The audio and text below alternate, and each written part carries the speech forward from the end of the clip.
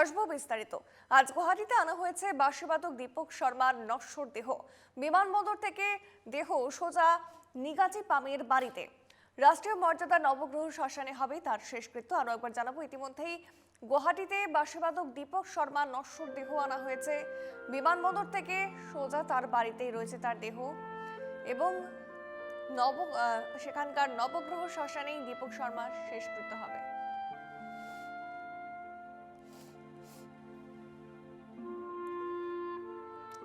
আরো একবার জানাবো, গুয়াহাটিতে বাঁশিবাদক দীপক শর্মার নশ্বর দেহ বিমানবন্দর থেকে দেহ সোজা তার নিগাজি পামের বাড়িতে। আজই বাঁশিবাদক দীপক শর্মার শেষকৃত্য, নবগ্রহ শ্মশানে দীপক শর্মার শেষকৃত্য।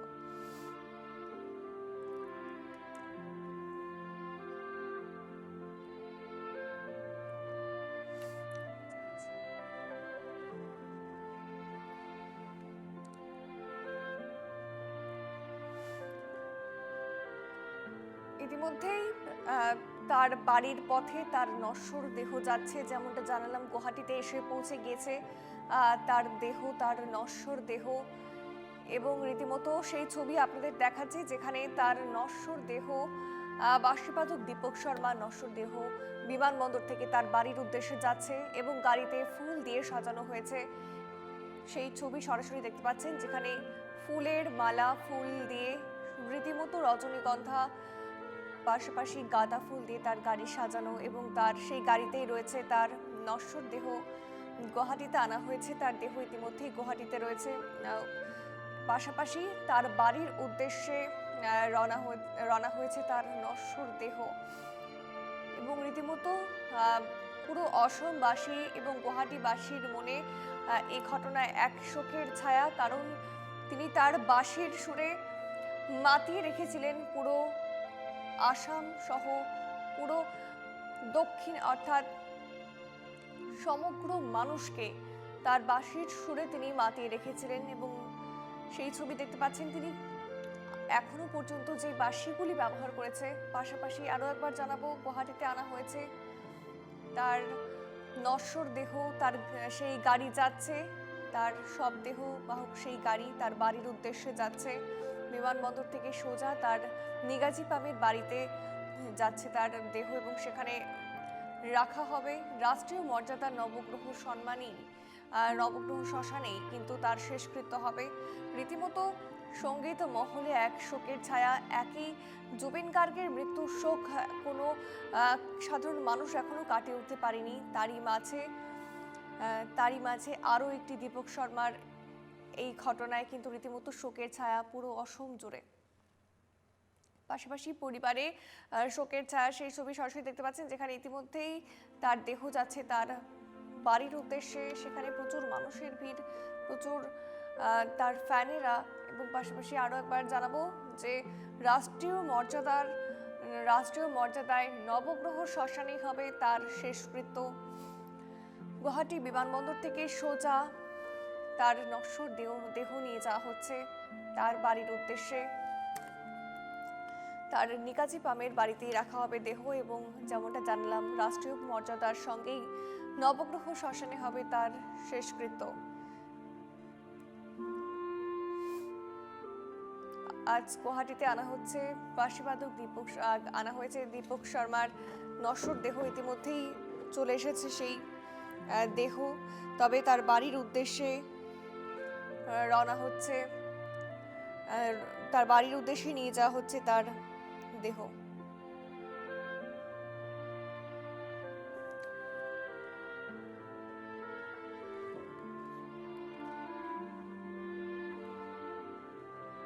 রীতিমতো তার পরিবার সহ তার অনুরাগীরা যারা ছিলেন, তাদের মধ্যে এক শোকের ছায়া। দীপক শর্মার দেহ ইতিমধ্যেই আনা হয়েছে গুয়াহাটিতে।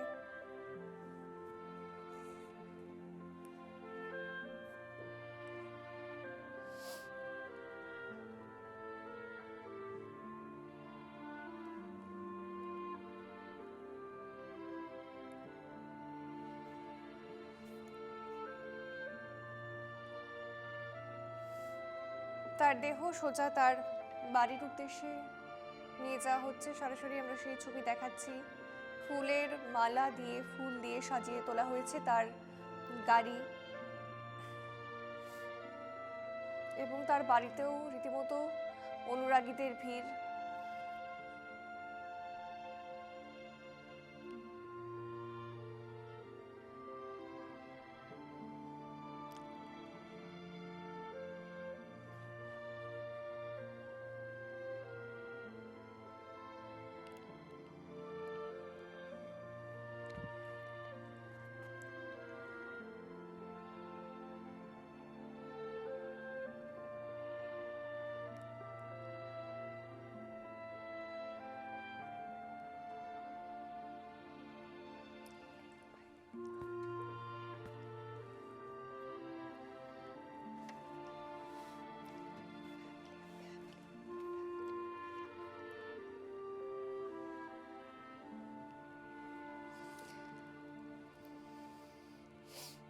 দীপক শর্মা, যিনি জন্মগ্রহণ করেছিলেন 23শে আগস্ট 1968-তে পানিগাঁও উনভাজিত কামরূপ জেলা, অসমে, এবং দীর্ঘদিন ধরেই বাঁশি অর্থাৎ বাদক রূপে উচ্চ খ্যাতি অর্জন করেছিলেন তিনি।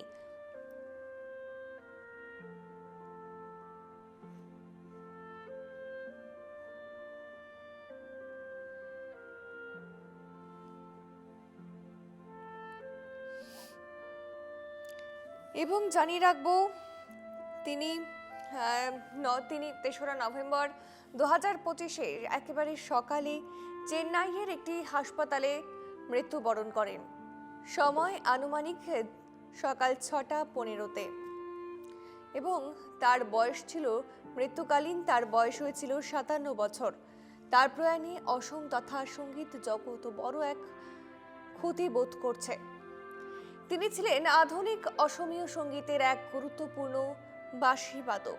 তার সঙ্গীত ক্যারিয়ার অর্থাৎ তার মাধ্যমে বাঁশিকে অসমীয় লোকসঙ্গীত এবং শাস্ত্রীয় ধাঁচে একত্রিত করার চেষ্টা ছিল।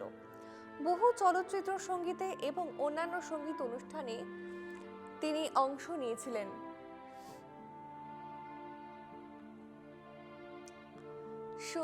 তার প্রয়াণের খবর বের হতেই সাংস্কৃতিক মহলে শোকের ছায়া নেমে এসেছে। পাশাপাশি তার চিকিৎসাজনিত বাধা এবং চিকিৎসার জন্য প্রয়োজনীয় প্রচুর অর্থ সংকটও হয়েছিল।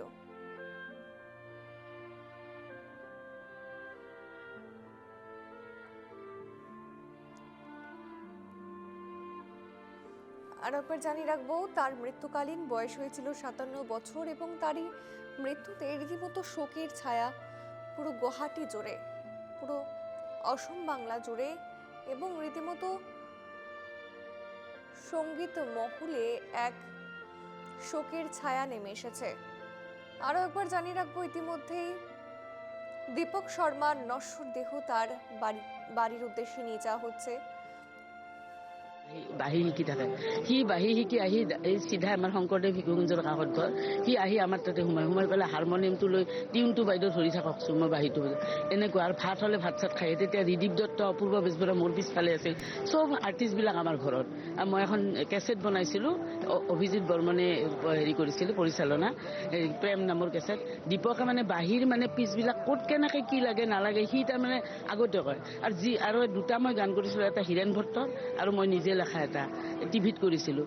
সেই দুটা আৰু দীপকেই তাৰমানে সুৰটো কৰি দিছিল, বাঁহী চাই সিয়ে বজাইছিল। শকুন্তলা নৃত্য নাটী এখনতো হিট হৈ গৈছে টিভিত, যিখন নৃত্য নাটক এতিয়া পূৰ্ণিমা শইকীয়া প্ৰডিউচাৰ থাকে। মই তেতিয়া কৰিছিলোঁ। গানকেইটা ইমান ভাল কৰিছিল দীপক আৰু পংকজে লগ লাগি, মানে সেই গানকেইটাৰ কাৰণে 4বাৰ টেলিকাষ্ট কৰিব লগা হৈছে। মানুহৰ অনুৰোধ আহিছিল, তাৰমানে এতিয়াও হৃদয়ত ৰৈ থাকে। মেৰী মজুমদাৰ আৰু বাসন্তী মেহতাই গাইছিল সেই গান দুটা। মানে এতিয়া তেনেকুৱা, মই তাকে কৈছোঁ, তেনেকুৱা বহুত শিল্পী আছে, বহুত সুৰকাৰ আছে, কিন্তু দীপকৰ সুৰৰ ব্যতিক্ৰমী কি, দীপকে ফাল্টু যা তা সুৰ নবনাইছিল, সি ৰোমান্টিক কৰিল, তাত ক্লাছিকেল বেছ এটা আছিল দীপকৰে এই এটা কথা।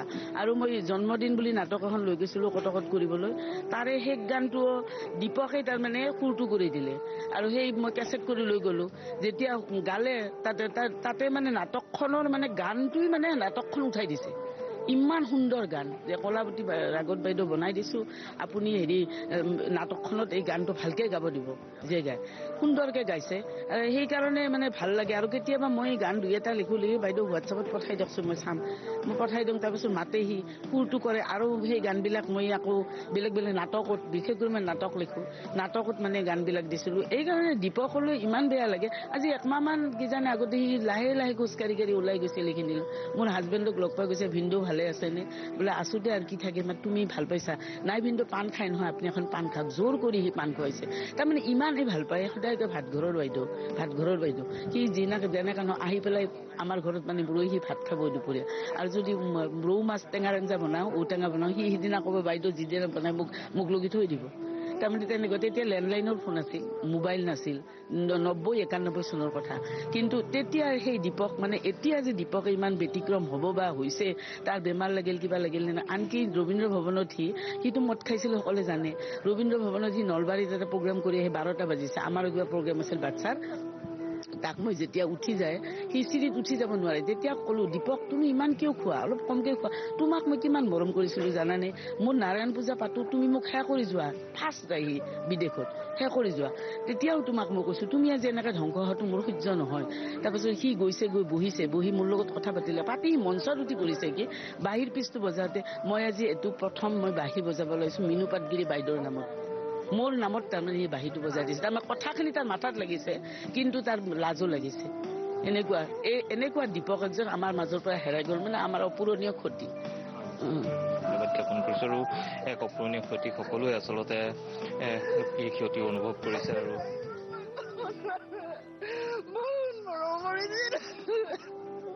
বহুত ভাল মানুহ আছিল, মনটো বহুত ভাল, মুখখনেদি অলপ টানকে কথা কয়, সেইকাৰণে মানুহে তেওঁক ৰাপ বুলি ভাবে। অন্তৰখন বিৰাট কোমল আছিল, ইমান বেছি তেল মানে কথা ক'ব নাজানে।